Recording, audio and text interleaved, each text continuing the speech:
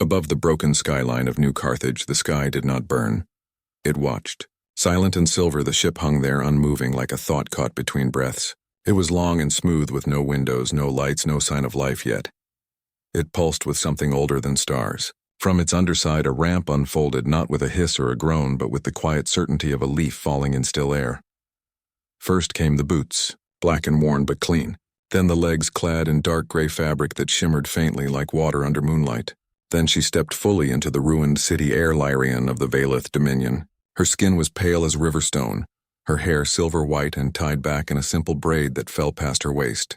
Her eyes were the color of winter sky just before snow, and they took in everything without blinking. Behind her came the dragon. He was not large by dragon standards, no bigger than a horse, but his presence filled the street like thunder held in check. His scales were deep indigo edged with faint gold like the last light of dusk clinging to the horizon. His wings folded tight against his back like cloaks made of night. His name was Caelthor, and he moved with a grace that made the rubble beneath his claws seem to hold its breath. They stood together in the center of what had once been a marketplace. Now it was a graveyard of twisted metal, shattered glass, and ash. The wind carried the scent of burnt plastic ozone and something sour like fear left too long in the sun. Liren did not flinch. She had seen worlds die before, some with fire, some with ice, some with silence. Earth, she had been told, would fall to the Cathar swarm within 3 solar cycles, maybe less. The Cathar were not like other invaders. They did not conquer, they consumed. They stripped planets of all organic matter, all energy, all memory, until nothing remained but cold rock and echoes. Their ships moved in swarms like locusts made of shadow and hunger. They had already devoured 6 systems on the galactic rim. Earth was next. And yet, 3 days ago, a signal had pierced the void, weak, distorted, but clear enough. It came from a human vessel orbiting Mars, barely more than a cargo hauler with extra thrusters and patched hull plating. The voice on the transmission was young female, tired but steady. She said only this: "We can handle it." The Valeth Council had laughed. Not out loud, of course. They were too refined for that. But in their minds they had dismissed it as the final gasp of a species too proud to beg. Lyrian had been assigned to observe the inevitable fall, not to help, not to interfere, only to watch and report. But now, standing in the ruins of New Carthage, she felt something stir in her chest. Not doubt, not hope. Something sharper. Curiosity. Caelthor lowered his head and sniffed the air. His nostrils flared once. Then he let out a low rumble so soft it was more vibration than sound. Lyran turned to him. "You sense it too?" She said, not with her voice, but with the bond that linked them since he was a hatchling. The dragon blinked slowly. Yes. Not fear, not despair. Something else. They moved through the city, not speaking, not rushing. Liren's boots made no sound on the broken pavement. Caelthor's claws clicked softly like distant rain. They passed collapsed buildings where vines already crept through cracks in the concrete. They passed a child's toy half buried in dust, a red plastic bird with one wing missing. Liren paused for half a second, then walked on. In the distance, a siren wailed, then cut off abruptly. Smoke rose from 3 different points on the horizon, but there were also signs of life. Fresh footprints in the ash. A line of solar panels propped on a rooftop. A clothesline with damp shirts flapping in the wind. Then they heard it. Music, faint but clear. A guitar playing a simple tune. Someone singing off-key but with heart. The song was old. Lyran recognized it from human archives, something called Sweet Caroline. She had studied human culture as part of her briefing. They were chaotic, emotional, illogical. They built cities, then tore them down for sport. They fought over invisible lines on maps. They cried at stories they knew were not real, and yet they sang while their world burned. She followed the sound to a half-standing building with a red cross painted on the side. A clinic, or what was left of one. Through a broken window, she saw a woman sitting on a crate, strumming a battered acoustic guitar. She was maybe 30, with short brown hair streaked with gray and a bandage on her forearm. Her uniform was torn but clean. On her chest was a patch that read Boise Emergency Response Unit. The woman didn't see them. She kept playing, eyes closed, voice rough but warm. Around her, others moved quietly, bandaging wounds, sorting supplies, filling water jugs. No one shouted. No one wept. They worked like this was just another day. Caelthor tilted his head. "Why do they not flee?" she asked him. "Because they have nowhere left to go." He answered in her mind. "Or because they choose to stay." Lyran frowned. Staying was not survival. Staying was surrender. But then the woman stopped singing. She opened her eyes and looked straight at the window, straight at Liren. For a moment, they just stared at each other. The human did not scream, did not reach for a weapon. She simply set the guitar down, stood and walked to the door. She stepped outside, squinting in the dusty light. "You're not from around here," she said. Her voice was calm. Lyraean said nothing. The woman nodded as if that was answer enough. "Name's Mara," she said. "I'm guessing you're here about the bugs." Bugs. That was what the humans called the Kthair. Not monsters, not demons. Bugs. As if they were something to be swatted away. Lyraean finally spoke. "Your transmission." "We heard it." Mara gave a tired smile. "Yeah. That was me. Stupid thing to say probably. You said you could handle it, and we will." Lyraean studied her. No armor, no weapons. Just a bandage, a guitar, and eyes that held no fear. Only exhaustion and something else. Determination like a wire pulled tight. "You have lost your city, your fleet, your allies.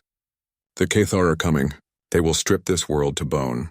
What will you do?" Mara shrugged. "Same thing we've been doing. Fix what's broken, share what's left, and keep singing till the last note." Kelthor let out a soft chuff, almost a laugh. Lyran felt something shift inside her. Not belief. Not yet. But the first crack in a wall she didn't know she'd built. She looked past Mara to the clinic. A young man was handing out cups of water to children. An older woman was sewing a tear in a blanket. No one looked at the sky. No one waited for rescue. They were handling it, not with grand armies or shining ships, but with hands and hearts and stubborn will. Kelthor stepped forward slowly. Mara did not move. The dragon lowered his head until his snout was level with her eyes. She reached out slowly and touched his scale. It was warm like sun-baked stone. "You're real," she whispered. "So are you," he said into her mind. She blinked but did not pull away. Lyran watched. The Valeth had studied 1,000 species. They had seen courage in warriors and sacrifice in martyrs. But this was different. This was ordinary people choosing to stand when every law of survival said to run. The council would not understand. They would call it foolishness. But Lyrian wondered, as the sun dipped below the broken skyline casting long shadows over the ruins. She made a decision. She would not report the fall of Earth. Not yet. She would watch a little longer, because for the first time in centuries she wanted to see what humans would do next. And somewhere high above Mars, a patched-up cargo hauler powered up its engines. Its crew, mechanics, teachers, students, and dreamers, checked their jury-rigged weapons and played a playlist titled Last Stand Jams. They had said they could handle it. Now they would prove it. Mara was not a soldier. She had never fired a real weapon. She had never flown a warship.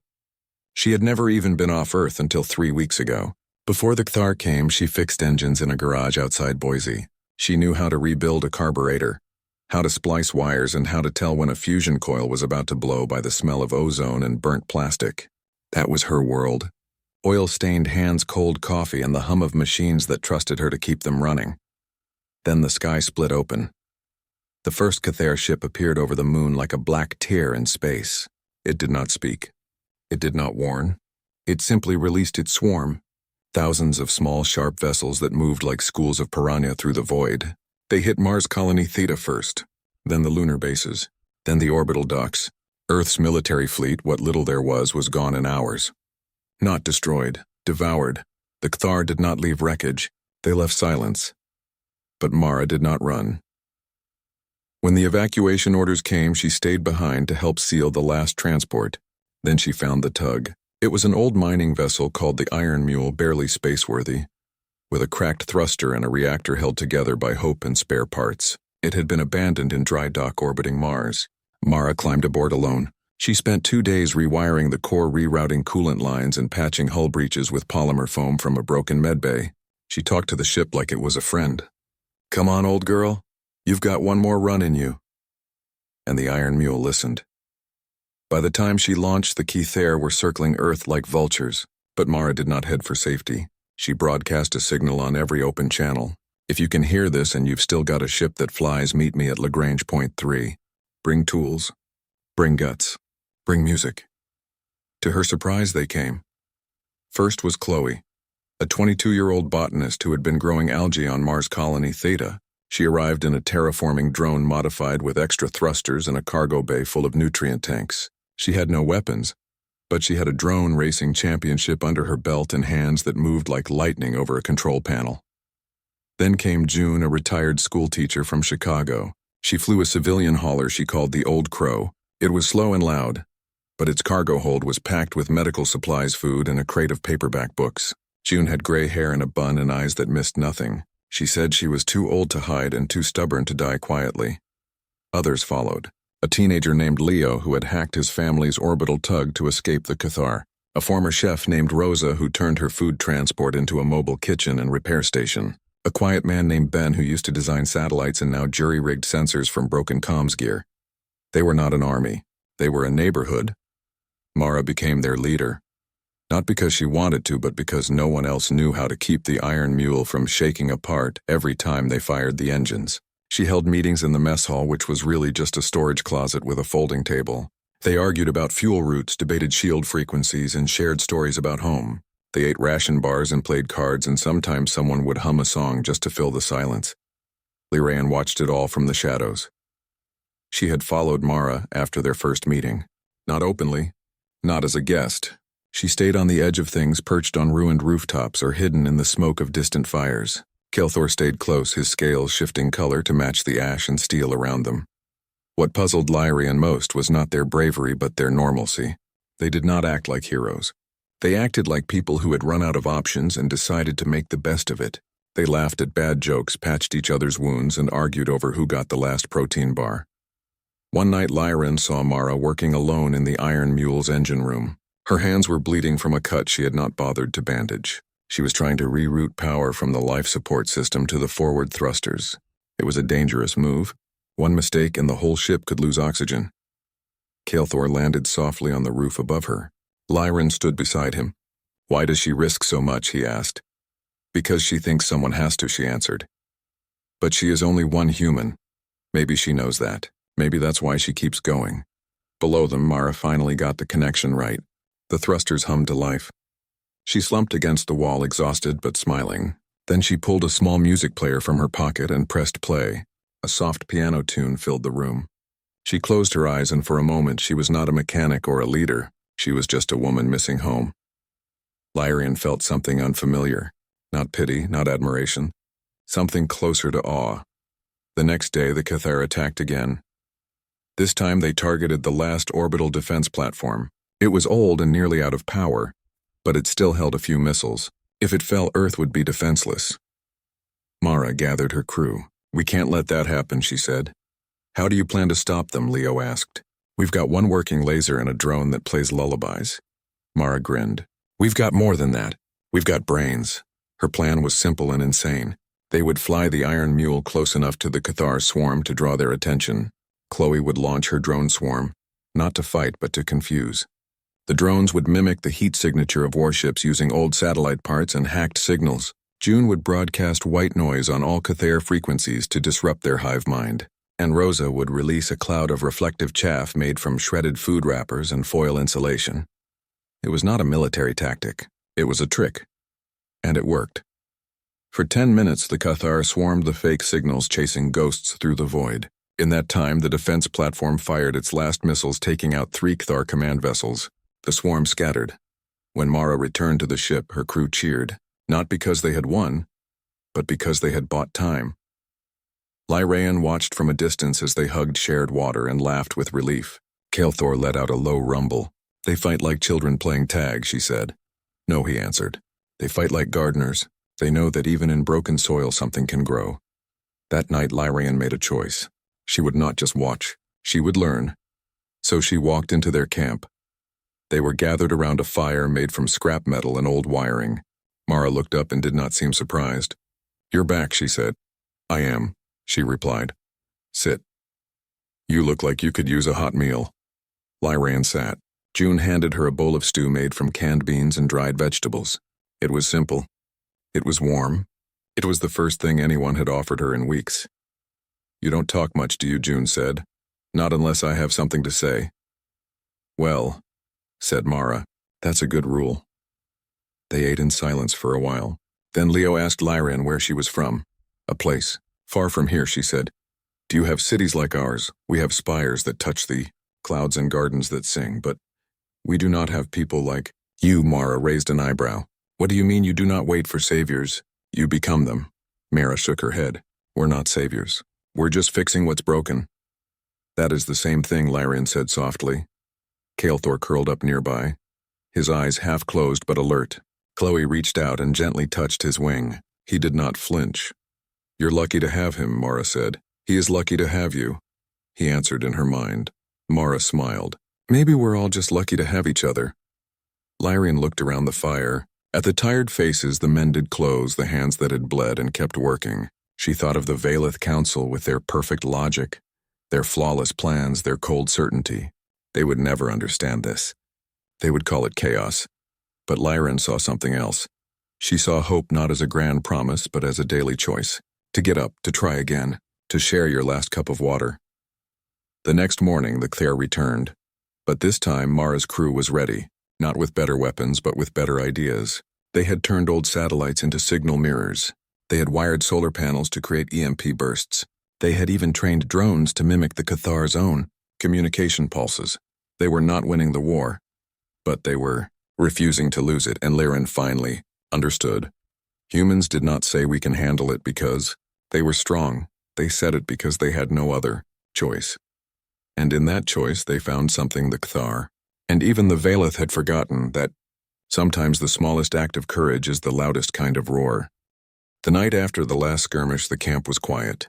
Not the quiet of peace, but the quiet of exhaustion. Everyone slept in shifts, curled up in corners of the Iron Mule or under tarps strung between broken buildings. Mara sat alone on the roof of the command post, a wrench in her lap, and her eyes on the stars. She was not praying. She was thinking. The Cthar were learning. Their attacks were no longer wild and scattered. They moved with purpose, now targeting supply lines, communication hubs, and anything that looked like a human gathering. They had lost 2 drones and a solar array that morning. Worse, they had lost Rosa. She had been repairing a relay station when a scout swarm hit. There was no body. Just silence. Mara clenched her jaw. She would not cry, not now. Crying meant stopping. And stopping meant dying. Then she heard it. A sound like wind through stone, deep and soft and ancient. She turned. Kael'thor stood at the edge of the roof, his indigo scales catching the dim light from below. He did not move closer. He just watched her with eyes that held galaxies.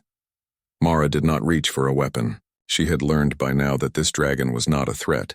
He was something else, something she could not name. You always show up when I feel like giving up, she said.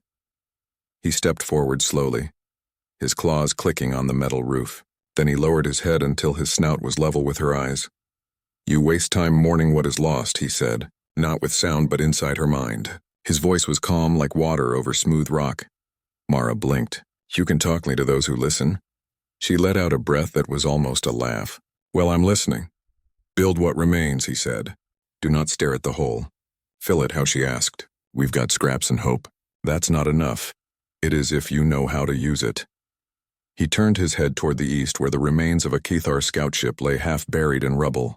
Its hull was cracked open like a rotten fruit.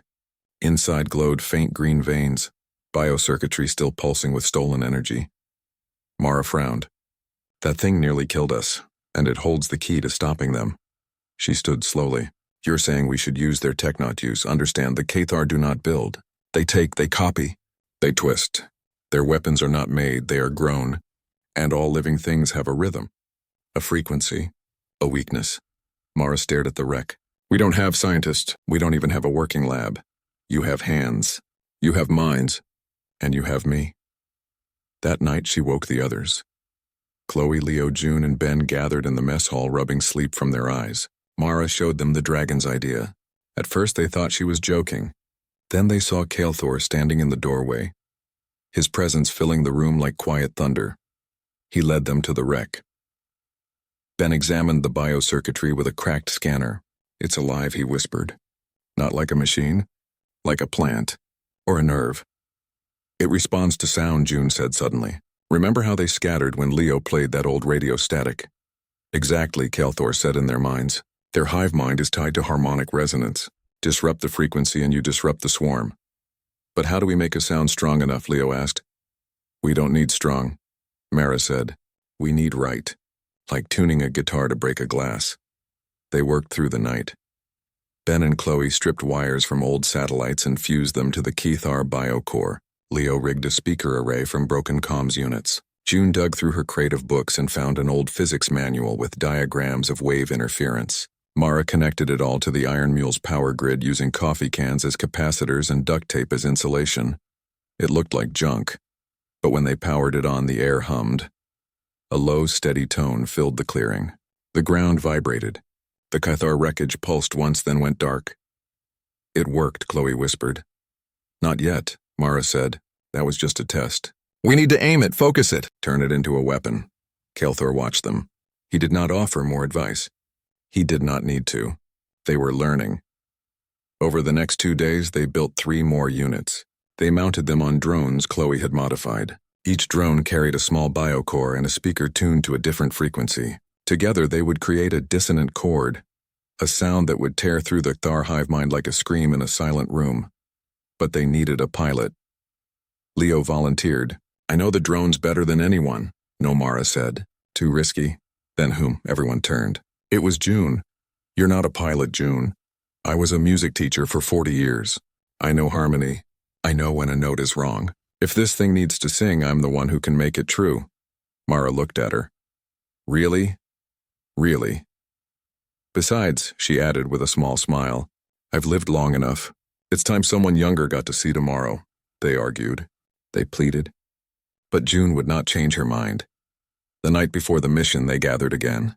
No cards this time. No jokes, just quiet. June handed out small cloth bundles. Each one held a sprig of dried lavender she had grown in a pot on Mars. For luck, she said. Mara hugged her. Thank you for what? For believing we can handle it. June patted her cheek. You never needed me to believe. You just needed me to help. At dawn, they launched. The Iron Mule carried the drones to low orbit. Below them, the Kethar swarm circled Earth like a storm waiting to break. June sat in the co-pilot seat, calm as morning light. Ready, she said. Mara nodded. Release the drones. One by one, the small crafts shot into the void. June's hands moved over the controls, her eyes closed as if listening to a song only she could hear. She adjusted frequencies, fine-tuned, harmonics, and wove the 3 tones into one. Sharp dissonant note. Then she played it. The sound was silent in space, but through the Kethar network it screamed. The swarm froze. For 3 seconds nothing moved. Then chaos. Kethar ships collided, spun out of control, or simply powered down. Their hive mind shattered like glass. It worked, Leo shouted. But June did not answer. Her head lolled to the side. Her hands fell from the controls. June, Mara cried. She was gone. The strain had been too much. Her heart gave out the moment the cord hit its peak. They brought her body back to camp. They buried her under a metal arch they built from scrap. Chloe planted the last of the lavender at her feet. Mara stood there a long time. Then she turned to Kethar. Why didn't you warn us? I did not know she would give her life, but she did it willingly. That is the human way, to give so others may keep. Mara wiped her eyes. We have to keep going. For her, for Rosa, for everyone. Yes, the dragon said. And now you know their weakness. But we only have one working pulse emitter left. Then build more. They did. Using every piece of Kethar wreckage they could find, they built 10 more units. They trained others to fly the drones. They practiced the cord until it was perfect. And through it all, Kethar stayed close. He did not fight for them. He taught them how to fight for themselves. One evening, Mara found him on the roof again. She sat beside him. You're not just watching anymore, are you? No, why? Because you listened. And you acted. That is rare. Even among my kind. She leaned against his warm side. We're not done yet. No. The hardest part is coming. I know. But you will handle it. She smiled faintly.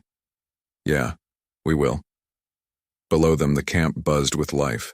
People worked, sang, and planned. They were tired. They were grieving. But they were not broken. And high above the stars watched, waiting to see what humans would do next.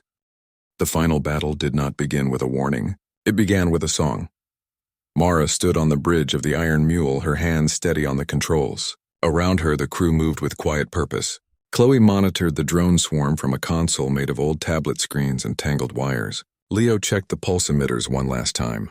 Ben adjusted the harmonic array, humming under his breath. They were not soldiers. They were mechanics, teachers, and dreamers. But today they were Earth's last line of defense. Outside the viewport, the sky was black with Cthar ships, thousands of them, a living storm of hunger and silence. They had regrouped after the last attack. Smarter, angrier. They knew humans were not gone. They were fighting back, and the swarm would not allow that. Mara took a deep breath. "Play it," she said. Chloe pressed a button. From the speakers came the opening chords of Sweet Caroline, the same song the woman in New Carthage had sung weeks ago. It crackled through the comms, then spread to every human vessel in orbit.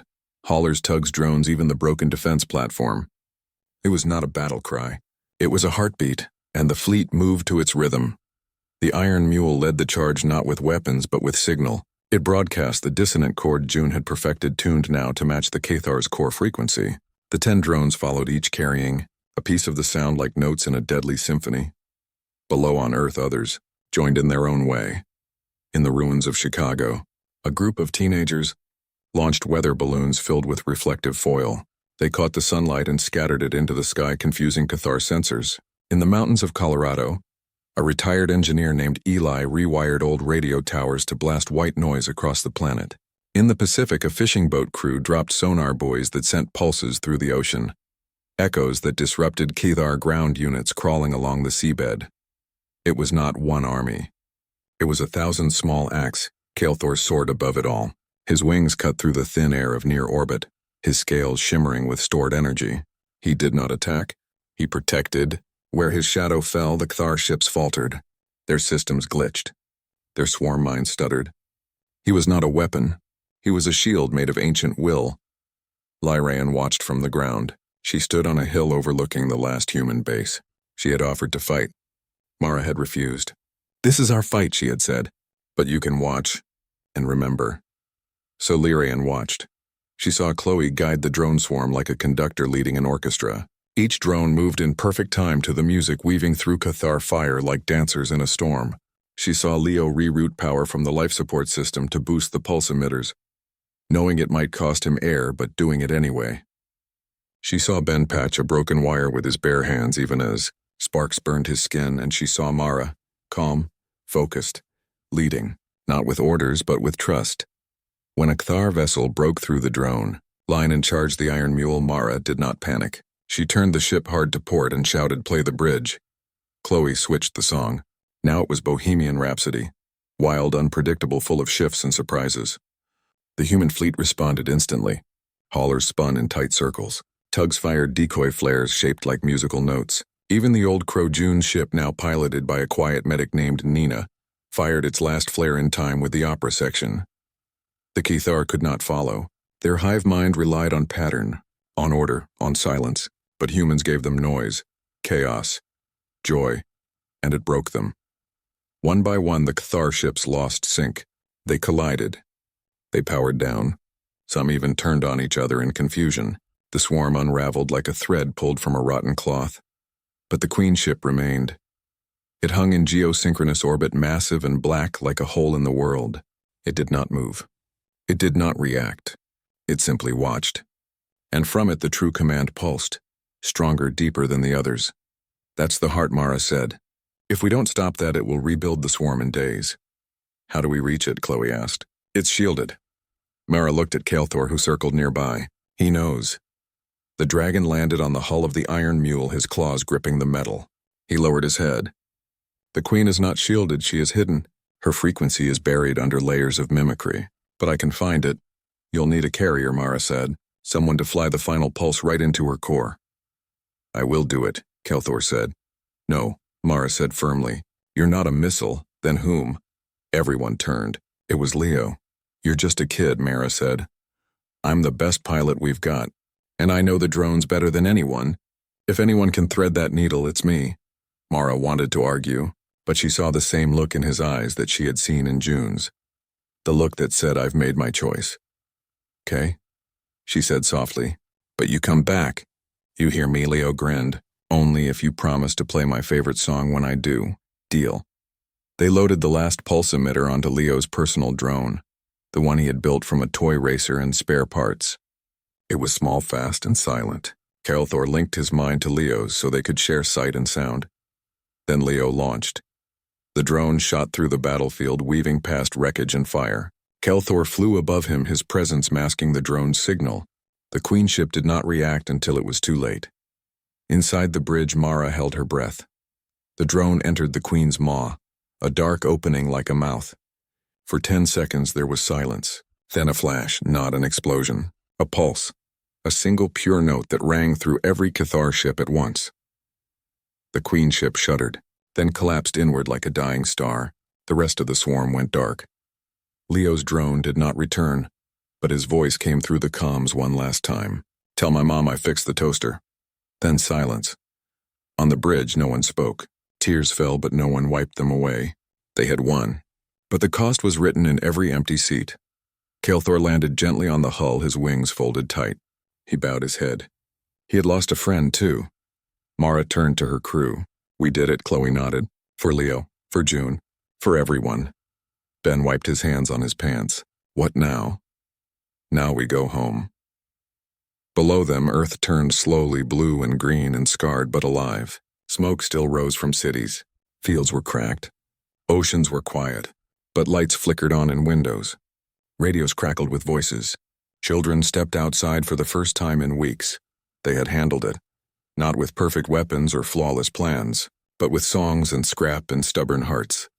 Lirin walked down from the hill. She met Mara as the iron mule touched down in a field outside New Carthage. "You were right," she said. "About what?"